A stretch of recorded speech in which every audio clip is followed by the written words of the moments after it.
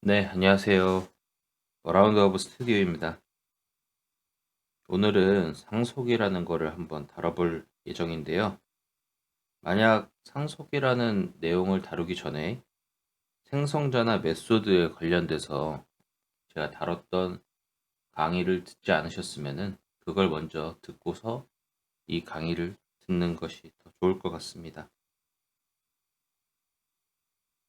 그러면은 바로 시작해 보도록 하겠습니다. 네, 이번 장부터는 제가 1, 2, 3장에서 너무 한 강의에 많은 내용을 담으려고 하다 보니까 너무 동영상의 길이도 길어지고 보시는 분들도 불편할 것 같아서 제가 하나의 챕터만 다루는 걸로 그렇게 계획을 했습니다. 전에 올렸던 영상도 다 제가 쪼개서 다시 강의를 하거나 뭐 편집을 해서 편하게 좀 가볍게 보실 수 있게 다시 수정해서 올릴 예정입니다. 네, 그럼 뭐 바로 상속 얘기 시작할게요.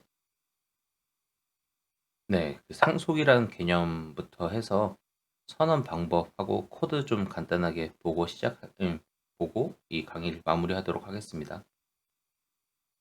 네, 상속이란 상위 클래스를 이제 슈퍼 클래스라고도 뭐 돌려서 말하고 부모 클래스라고도 얘기하는데 그런 상위 클래스의 특성이라고 하면은 이제 뭐 필드 멤버 뭐 그런 애들이랑 메소드 이런 것들을 하위 클래스에 물려주는 것을 뜻합니다.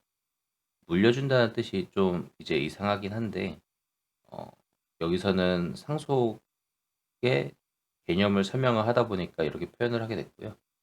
여기서 말하는 상위 클래스는 보통은 슈퍼 클래스라고 얘기를 많이 해요. 그래서 슈퍼 클래스는 특성을 물려주는 그런 클래스를 말하는 거고 그 물림을 받는 그 하위의 클래스는 서브 클래스라고 부릅니다. 그래서 특성을 물려받는 하위 클래스라고 적어놨고 슈퍼 클래스에 자신만의 특성을 또 추가할 수 있는 거죠.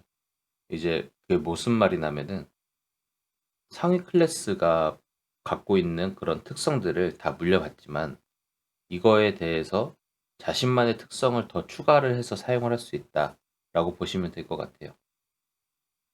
그래서 슈퍼 클래스의 특성을 이제 수정을 하는 건데 그거를 또 오버라이딩이라고 부르는데요. 그거는 바로 두 번째 줄에서 얘기했던 거는 추가를 하는 내용인 거고 세 번째에 적혀 있는 거는 물려받은 거를 수정을 한다라고 이해를 해주시면 될 것 같습니다.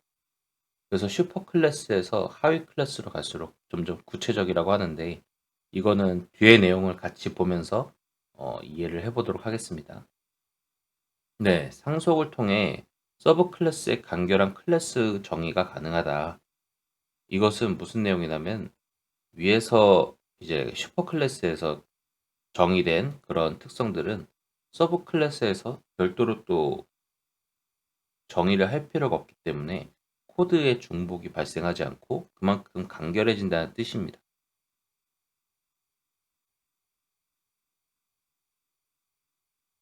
네, 상속에 대한 예를 가져왔는데요. 제가 또 UML 다이어그램이라고 적어놨죠. 보통 저희가 프로그램을 설계를 할 때 사용하는 다이어그램을 뜻하는 건데요. 이거에 관련해서도 나중에 한번 다시 얘기를 나눠보도록 하겠습니다. 여기에 보이는 저 화살표가 정식적인 UML 다이어그램과는 조금 모양이 달라요.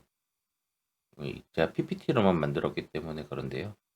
정확한 거는 나중에 다시 다뤄보도록 하겠습니다. 네, 그래서 이 예를 보시면은 맨 위에 펄슨이라는 클래스가 있는 모양인 거고요. 그 하위로 저 펄슨의 특성을 물려받는 상속받고 있는 클래스 워커 클래스와 스튜던트 클래스 이렇게 두 개 클래스를 표현을 해봤고 또 워커 하단에는 또 닥터라는 클래스를 또 가질 수 있다라고 이제 예시로 한번 들어봤습니다. 음, 딱 이 그림만 보고 이해를 할 수 있으면은 어, 제일 베스트이긴 하지만은 아직은 상속이라는 걸 아예 모른다고 전제를 했을 때는 이해하기 어려운 부분도 있을 거예요. 하지만은 이제 저런 사람이라는 특성은 어 일하는 그런 노동자나 그리고 학생들 모두 다 사람이기 때문에 저 특성을 그대로 고유하게 물려받을 수 있다라는 걸 의미하는 거고요. 또 노동자 안에는 또 저런 의사도 포함되기 때문에 의사가 워커 클래스를 또 상속받을 수 있다. 이 정도로만 이제 우선 이해해 주시면 될 것 같습니다. 상속의 예를 또 이제 다르게 표현을 한 건데요. 아까 앞에서 보셨던 클래스들에 대한 특성을 제가 잠깐 적어 봤습니다. 뭐 간단한 내용이라서 간단하게만 표현해 놓은 상태라 그냥 이제 쉽게 이해를 하실 수 있을 거예요. 네, 펄슨 클래스에서 이제 갖고 있는 그런 특성은 먹기, 말하기, 잠자기 총 세 가지를 우선 적어 놨는데요. 저 세 개는 워커로 가든 스튜던트로 가든 그대로 유지가 되는 것을 보실 수 있죠. 노동자라고 먹고 말하고 잠자는 거를 안 할 수는 없잖아요. 네. 근데 거기에 추가로 일하기가 들어간 겁니다. 일하기는 사실 스튜던트, 물론 공부하는 것도 학생들에게 일이기는 하겠지만은 그냥 저런 행동 자체에 대한 의미 부여를 하자면은 워커만이 가질 수 있는 고유한 특성이라고 볼 수 있겠죠. 그리고 스튜던트도 물론 요새는 일하시는 분들도 모두 계속 이제 평생 공부를 해야 되는 입장이긴 하지만은 그냥 학생의 특성으로 공부하기를 한번 넣어 봤습니다. 이렇게 되면은 워커하고 스튜던트는 다른 특성들을 갖고 있지만은 펄슨과 비교를 했을 때 펄슨의 특성은 모두 물려받는 하위 클래스가 될 수 있는 거고요. 또 마지막에 닥터 클래스를 보시면은 워커의 특성을 모두 다 가져오면서 추가로 진료학이라는 특성을 부여할 수 있는 게 보여질 겁니다. 네, 그래서 상속을 선언하는 방법은 저희가 클래스 선언 같은 걸 다 해봤잖아요. 맨 위에 있는 게 이제 기본적인 저희가 배웠던 클래스의 선언 방법인데 여기에 extens라는 것들을 붙여서 뒤에 상속받고자 하는 슈퍼 클래스의 이름을 넣어주게 됩니다. 그래서 스튜던트 워커 같은 경우에는 펄슨 클래스를 extends 한 거고요. 그리고 닥터 같은 경우에는 워커 클래스를 상속받은 그런 형태로 보시면 될 것 같습니다. 여기까지가 상속의 내용은 전부예요. 더 뭐 깊게 들어가자면은 더 중요한 내용들도 있겠지만은 여기 적혀져 있는 것 외에 좀 이제 어떻게 구현되는지에 대한 거는 코드로 보면서 한번 얘기를 나눠보고요. 내용 정리를 먼저 하자면은 슈퍼 클래스는 어, 사실 이 상속이라는 개념만을 이제 다루기 위해서 보면은 기본 생성자를 만들어 놓는 것 외에는 상속을 위해서 취할 작업이 없습니다. 그 말은 슈퍼 클래스는 슈퍼 클래스 이름만 선언해도 된다라는 뜻이에요. 제가 생성자에 대해서 내용을 다룰 때 말씀드렸던 건데, 기본 생성자는 아무런 생성자가 선언이 되어 있지 않으면은 자동으로 생성이 됩니다. 컴파일 과정에서요. 그렇기 때문에 슈퍼 클래스는 아무런 작업을 할 필요가 없다라고 적어놨고요. 서브 클래스는 클래스를 선언할 때 익스텐스 다음에 슈퍼 클래스 이름을 적어준다. 이거는 앞부분에서 이미 코드로 한번 보여드린 거고, 서브 클래스의 생성자가 호출되면 자동으로 부모 클래스에 매개변 수 없는 생성자가 실행됩니다. 이게 무슨 말이냐면은 맨 첫 내용과 연관되는 건데요. 기본 생성자를 만들어 놓는다. 이거는 필요하니까 만들어지는 거겠죠. 서브 클래스의 생성자를 호출하면서 자동으로 부모 클래스의 생성자가 같이 실행된다라는 거예요. 그러면은 이거에 대해서도 저희가 프로그래밍을 할 때는 잠깐 고려를 해볼 사항들이 있어요. 뭐 나중 이따가 코드로 보여드리겠지만은 서브 클래스 생성자가 호출되면은 서브 클래스의 생성자가 실행되기 전에 부모 클래스의 생성자가 먼저 실행이 됩니다. 이런 순서를 갖고 있기 때문에 이거를 또 프로그래밍에 활용할 수 있겠죠. 네, 서브 클래스에서는 부모 클래스에 있는 public protected로 선언된 모든 인스턴스 및 클래스 변수와 메소드를 사용할 수 있습니다.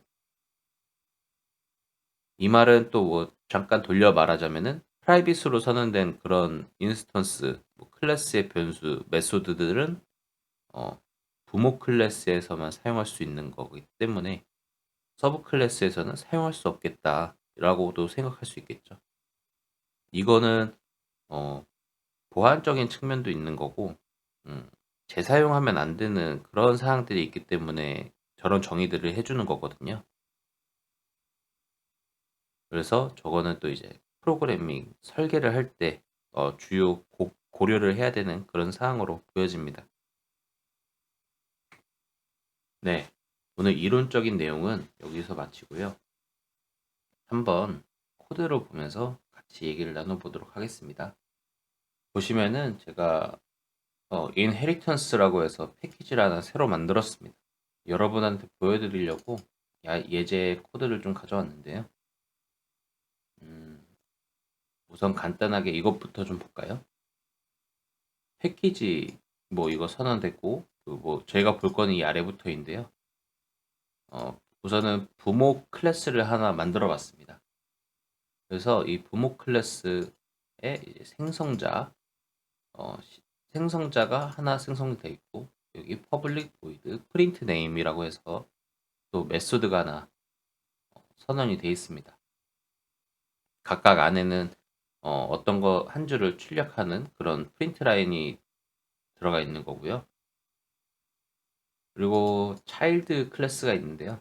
차일드 클래스는 또 extends 하고서 아까 부모 클래스의 이름을 적어놨고 public child 해서 system.out.println 해서 child constructor를 출력하게끔 또 child 클래스의 생성자에 그렇죠 이렇게 정의를 해놨습니다. 그러면은 이거를 다른 클래스에서 이제 여기 저희가 흔히 보던 메인 메소드를 만들어 놓은 클래스가 있는데요. 여기서 child를 선언하고 생성을 해서 child.printName printName이라고 하면은 부모 클래스에 있는 메소드죠. 근데 이거를 이제 실행할 수 있다. child는 parent를 상속받았으니까 를 이미 여기서 보여주고 있는 거고요. 여기서 이제 한번 실행을 해보도록 하겠습니다. 네, 보시면은 여기 출력된 3개 줄을 보실 수가 있죠. 총 뭔가 프린트가 3개가 됐는데 맨 위에 보시면은 parent constructor라고 적어놓은 이 부모 클래스의 생성자가 먼저 실행이 됐다는 걸 알 수 있고요. 그 다음에 child 클래스의 생성자가 실행이 됐구나를 또 알 수 있고요. 부모 클래스의 또 프린트 네임 메소드가 실행이 됐다라는 것을 알 수가 있습니다. 여기서 이제 순서도 이제 이해를 해야 되고 어디서 호출이 되는지를 알아야 되는데요.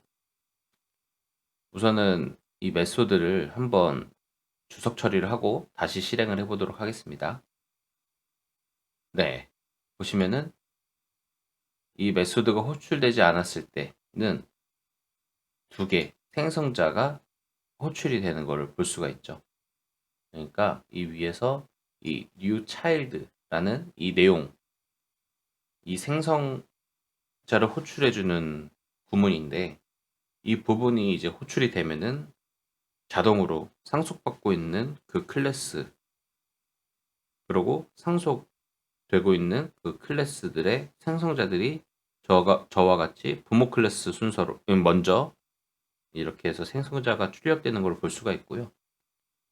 그 이후에 이제 메소드를 호출하는 그런 순서대로 이제 실행이 되는 것을 볼 수가 있습니다. 그래서 맨 첫 번째는 생성자 호출이라고 볼 수 있고요. 물론 부모 다음에 자식 그리고 이거는 메소드 호출 부모의 클래스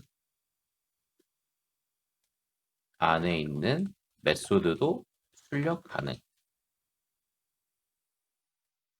네, 이거를 이해하실 수 있으면은 뭐 거의 모든 내용을 이해하고 있다라고 봐도 무방하고요.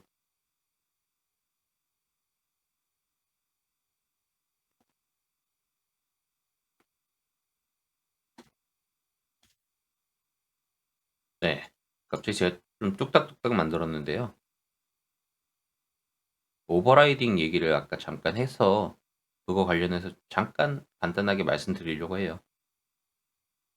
오버라이딩이라고 하면은 자식 클래스가 부모 클래스의 메소드를 수정하기 위해서 사용된다라고 이해를 해 주시면 될 것 같아요.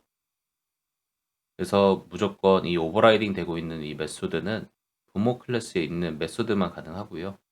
그렇지 않을 경우에는 추가로 그냥 생성이 되는 메소드라고 보실 수 있습니다.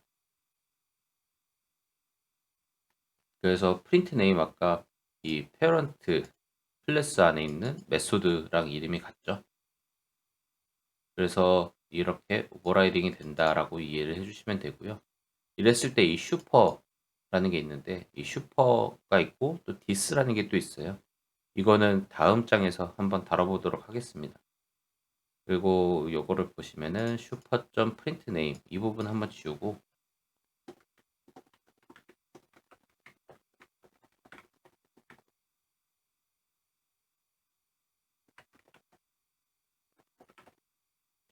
차일드 프린트라고 한번 이름을 정해보도록 하겠습니다.